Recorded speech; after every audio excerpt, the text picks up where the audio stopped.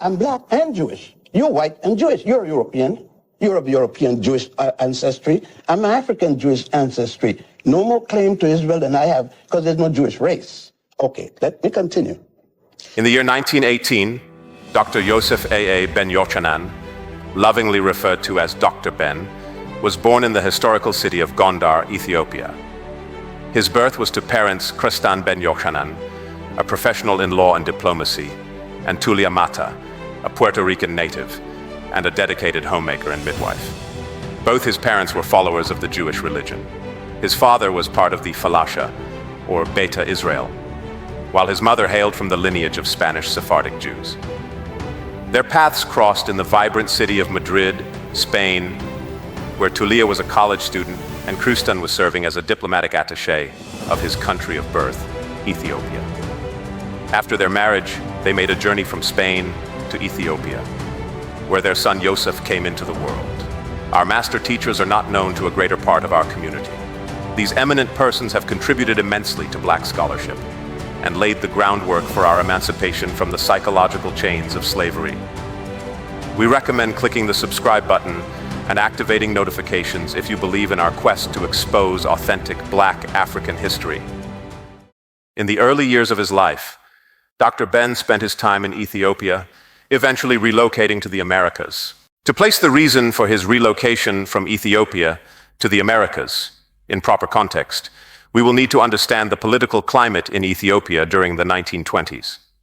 In Ethiopia, the late 1920s were a period of significant political change. Empress Zewditu reigned from 1916 until her death in 1930. However, her reign was marked by power struggles that culminated in the rise of Rastafari Makonnen, who would later be crowned as Emperor Haile Selassie I in 1930. Prior to becoming emperor, Rastafari held significant power as a regent and was effectively the de facto ruler of Ethiopia. The period leading up to his coronation saw internal political upheavals, including opposition from conservative factions within the Ethiopian Orthodox Church and other regional powers who were resistant to his modernizing reforms and centralization efforts. In his later interviews, he shared that his father was sent to Brazil by the Ethiopian government in the 1920s to aid in the growth of its coffee trade. After residing for a year in Rio de Janeiro, political upheaval in Ethiopia in 1928, which led to the dethroning of Empress Zewditu and the ascent of Emperor Haile Selassie, made them choose Puerto Rico as their permanent residence instead of returning to Ethiopia. Growing up, Dr. Ben was nurtured mainly in Fajardo, a town situated on the eastern side of Puerto Rico and nearby islands of St. Croix and St. Thomas, where his mother's relatives lived. This multicultural environment made him proficient in both Spanish and English at an early age. Dr. Ben pursued his higher education at the University of Puerto Rico at Rio Piedras. Initially enrolled in law, he later shifted his focus to civil engineering, culminating in a Bachelor of Science degree in 1939. In his final year of college, Dr. Ben authored and self-published a booklet, Nosotros los Hebreos Negros, We the Black Hebrews, reflecting on his unique upbringing as a Black and Jewish individual in a predominantly Catholic island where African ancestry was often looked down upon. The linguistic expertise of his father, who spoke multiple languages, and his conversations about Ethiopia's ancient history had a profound impact on Dr. Ben. Despite the prevalent negative perception about Africa, a visit to his grandparents in Ethiopia, traveling by ship to Egypt and then by train to Ethiopia, sparked his lifelong interest in the expansive history of Africa's 4,000-mile-long Nile Valley. Upon his return to Puerto Rico, Dr. Ben briefly practiced law before relocating to New York City in 1941, alongside his maternal uncle, Caspar Holstein. Holstein, a self-made millionaire and benefactor, had accumulated wealth from the Harlem Lottery. He was a significant donor to Marcus Garvey's Universal Negro Improvement Association and was politically active in his native Virgin Islands. Dr. Ben was thus exposed to the vibrant cultural spectrum of Black New York, including its energetic street life, informal numbers, lottery game, street corner orators, and political activities. During this period, Harlem was a hub for African American activism in support of Ethiopia, which had been invaded and colonized by Italy under Benito Mussolini during World War II. Even though the occupation ended the year he arrived in New York, Dr. Ben aligned himself with the Ethiopian World Federation and African nationals in America. Initially, Dr. Ben worked as a draftsman, but his interest veered towards Africa and its ancient history. He began articulating about African history on Harlem street corners, becoming a part of a unique tradition of public speech-making prevalent in the neighborhood. He associated with prominent individuals like Arthur Reed, Carlos Cooks, and Wentworth Matthew. Dr. Ben also connected with leading intellectuals and historians of the Harlem History Club, such as John Henrik Clark, J.A. Rogers, John G. Jackson, and Richard B. Moore. In the late 1940s, he encountered and befriended a young man known as Detroit Red, later recognized as Malcolm X after his conversion to the Nation of Islam in prison. Their friendship endured until Malcolm X's assassination in 1965. Despite living in the United States, Dr. Ben continued to adhere to the Jewish faith of his childhood, attending the Commandment Keepers Ethiopian Hebrew congregation in Harlem, led by Rabbi Wentworth A. Matthew, among other synagogues. However, he faced ongoing societal skepticism regarding his identity as an African Jew. Concurrently, his exploration of ancient Egyptian history and spirituality increasingly influenced his thoughts. He eventually highlighted, in several of his writings, how his differing views with other Jews and his robust identification with the African American plight led him to sever ties completely with Western man's Talmudic Judaism.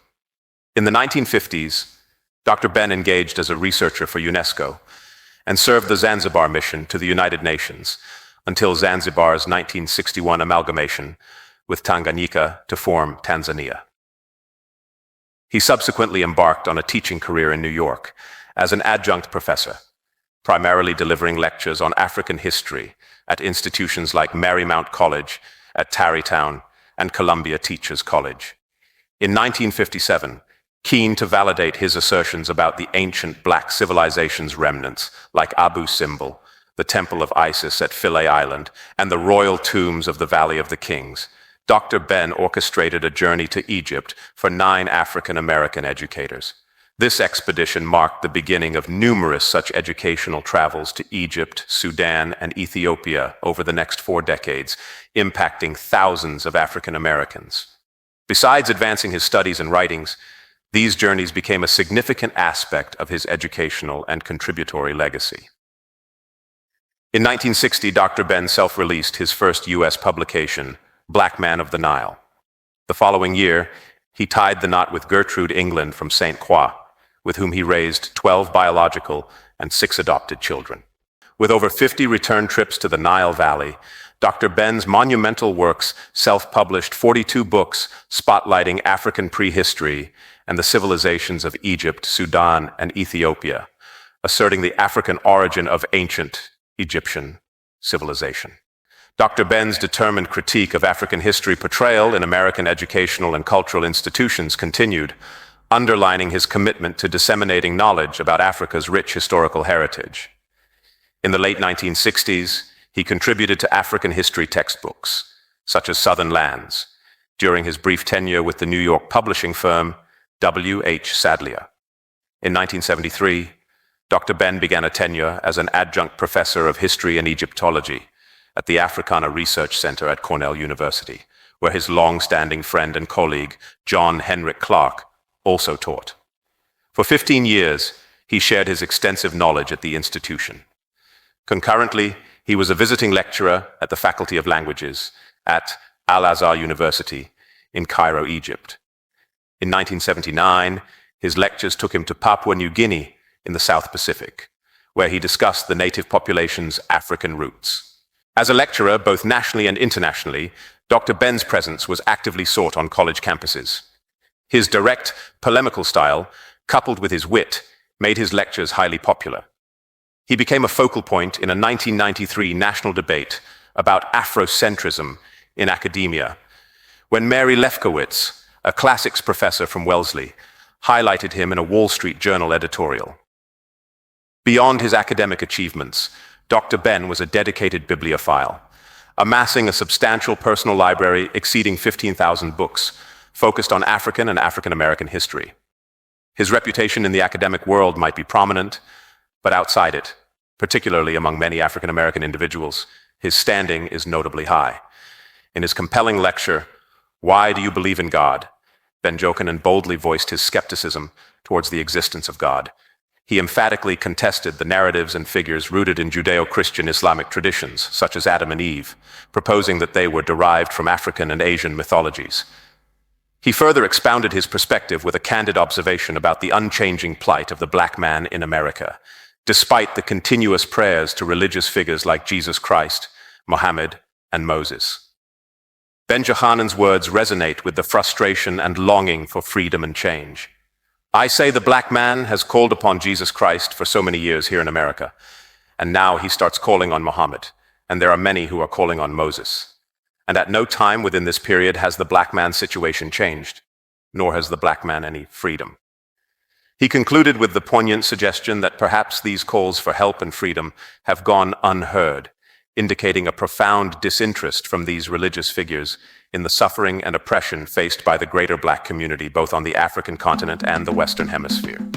Dr. Ben continued his lecture tours into his later years. He transitioned to join his ancestors on March 19, 2015, aged 96. Let me know your thoughts in the comments section. I would like to say a special thank you to all of our subscribers, Nubian storytellers. Join our Discord and share your knowledge with like-minded people. Be proud of your African heritage. We have a great past and an even greater future.